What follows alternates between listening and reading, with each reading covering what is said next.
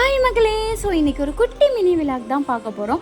So காலையில் எழுந்திரிச்சு tiffin பண்ணி லன்ச் பண்ணி குழந்தைங்கள ஸ்கூலுக்கு அனுப்பி டயர்டா எனக்கா அப்படின்னு சொல்லிட்டு ஒரு குட்டி விளம்பரம் சொல்லுவாங்க இல்லையா. ஸோ அந்த மாதிரிலாம் கிடையாதுங்க. காலையில் எழுந்திரிச்சதே ரொம்ப லேட் தான். டைம் பார்க்குறது 9 o'clock கிட்ட ஆயிடுச்சு.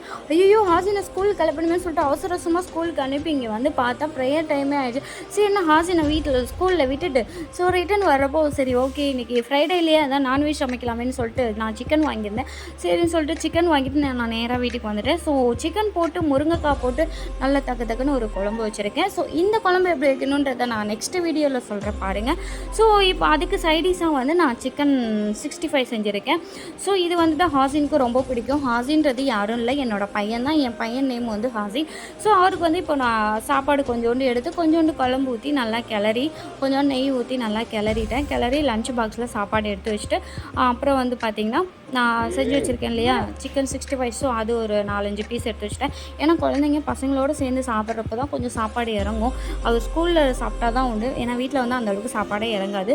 சரின்னு சொல்லி 4-5 பீஸ் எடுத்து வச்சுட்டு லஞ்ச் பாக்ஸு பேக்கில் வச்சுட்டு நான் எடுத்துகிட்டு சரி ஓகே ஏன்னா 11:30க்கெலாம் ஸ்கூல் போயிடணும். இப்போ டைம் 12 o'clock கிட்ட ஆயிடுச்சு. சரி சாவி எடுத்துகிட்டு நான் வண்டி எடுத்துகிட்டு நான் போயிட்டுருக்கேன். இப்போ பார்த்திங்கன்னா ஸ்கூல் வந்துட்டேன். ஆக்சுவலி ஹாசினோட கிளாஸ் வந்துட்டு மேலே தான், கீழே அவங்க மேம் இருந்தாங்க. அவங்க மேம் கையில் கொடுத்துட்டு நான் வந்துட்டேன். ஸோ அவ்வளோதான் இன்றைக்கான குட்டி mini vlog. Okay, thank you for வாட்சிங்.